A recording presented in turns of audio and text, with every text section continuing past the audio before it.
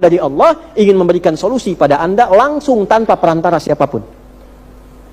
Ini rumus. Contoh, terapkan. Kenal Nabi Zakaria.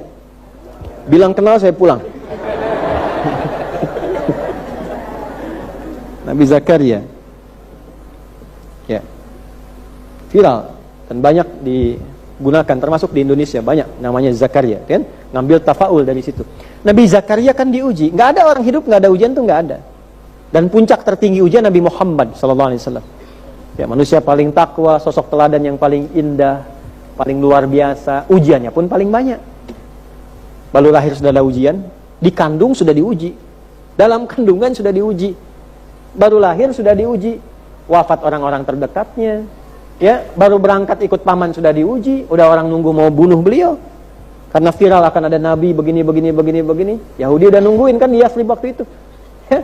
Ya, jadi semuanya ujian dari belum lahir sampai mau meninggal pun ada ujian Nabi Muhammad. Nggak ada yang nggak diuji, Bu, Pak. Nabi saja diuji, maka kita pun hikmah orang hidup pasti diuji. Itu sudah konsep kehidupan ya. Ada di Quran surah kedua ayat 155. Wala nabluwannakum bisyai'. Setiap orang hidup pasti aku akan uji, kata Allah. Ya. Setiap orang hidup, itu persamaannya ya. Hidup berbanding lurus dengan ujian, masalah.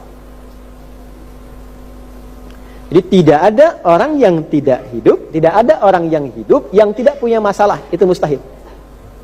Bapak ibu pun sekarang kelihatan kayak orang senang, tenang, diam. Padahal mungkin menyimpan masalah yang tidak biasa.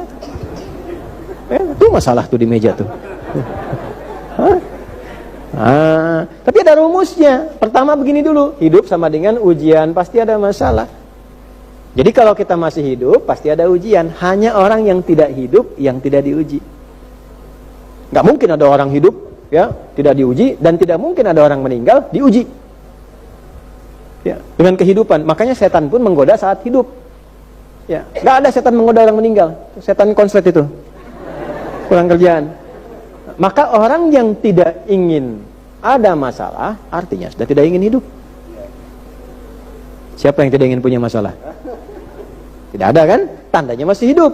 Nah, masalah ini diujikan pada kita bukan ingin membuat hidup bermasalah, bukan. Untuk meningkatkan kualitas hidup. Ya. Karena begini, kadang-kadang dengan tidak adanya pemahaman ini, akhirnya menyalahkan ujian itu. Dan puncaknya menyalahkan Tuhan. Kurang apa saya, ya Allah? Saya sudah sholat, saya sudah puasa, sudah ngaji, tapi doa saya belum terjawab juga. Ya, kamu kurang sabar.